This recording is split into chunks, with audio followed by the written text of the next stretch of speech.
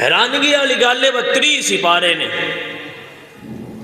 30 سپارے جو ایک ایسا کام میرے اللہ بیان کیتا ہے، اللہ فرماندا جے آ کام کر سونا تے رب تواڈے نال جنگ دا اعلان کردا ہے۔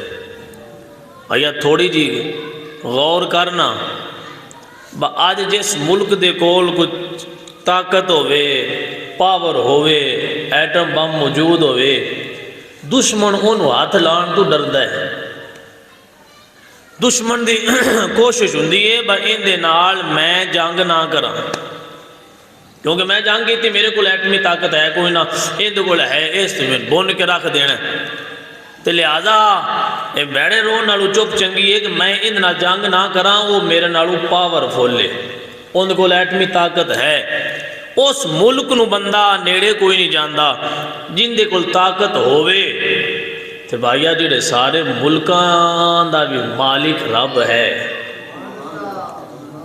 پوری دنیا دے 200 دے قریب جڑے ممالک نے، انہا پورے ممالک دا بھی مالک ہے جنہوں رب تعالیٰ آکھیا جاندے ہیں۔ یہ ساری آٹمی طاقتاں پاوراں پیچھے رہ جاندیاں نے، رب تعالیٰ دے ایک کن فرمانا ہوندہ ہے، تے کن فیکون، اللہ فرماندہ ہو جا کم ہو جاندہ ہے۔ اوتھے کوئی مشورے نہیں کرنے پوندے، اوتھے کوئی میٹنگاں نہیں کرنیاں پوندیاں، اوتھے کوئی رولے نہیں پوندے، رب تعالیٰ نے تے کن فرمانا تے ہو جانا ہے۔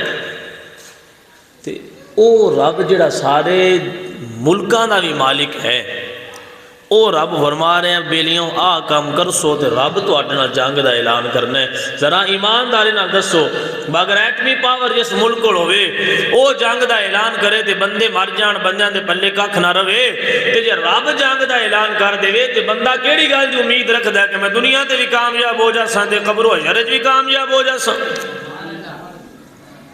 او جن دے بارے رب جنگ دا اعلان کر دے ان دے پلے رہ کی جاندا ہے، وہ تو تباہ ہو گیا دنیا تے بھی تے آخرت وچ بھی۔ وہ کیڑے دو عمل نے توجہ کرے، ایک ہے حدیث پاک دے اندر حضور علیہ السلام نے فرمایا من عاد لی ولیا فقد آذنتہ بالحرب۔